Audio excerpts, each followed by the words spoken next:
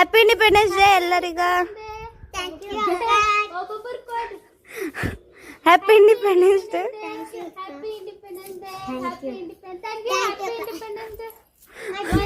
ಆಕಿ ಪಾಕಿಸ್ತಾನದಾಗ ಕೇಳ ನೋಡಕ್ಕೆ. ನಮಸ್ಕಾರ ರೀ ಎಲ್ಲರಿಗ. ನಮ್ಮ ಅಕ್ಕದವ್ರು AI ಎಡಿಟ್ ಮಾಡಿದ್ದು DK ಶಿವಕುಮಾರ್ ಫೇಸ್ ಉಲ್ಟಾ ಅವನಿಗೆ ರಿಟರ್ನ್ ಹಾಕ್ಲತ್ತಾರ. ಮಜಾಕ್ ಮಸ್ತಿ ಎಲ್ಲ ಆಗೋದು. ನಮ್ಮ ಬೇಬಿಗಳ ಮೈ ಭಾಳ ಹೊಲಸಾಗಿತ್ತು. ಅವಕ್ಕ ಮಸ್ತ್ ಸಾಬೂನ್ ಹಚ್ಚಿ ಮೈ ತೊಳಸ್ದ. ಇವತ್ತ ಶ್ರಾವಣದು 4ನೇ ಶುಕ್ರವಾರ ಇತ್ತು. ಪೂಜಾದು ಏನ್ ಮಾಡಿದ್ದಿಲ್ಲ, ಯಾಕಂದ್ರ ನಮ್ಮ ಅಪ್ಪಾಜಿಯವರು ಸರಿ ಹೋಗಿರು.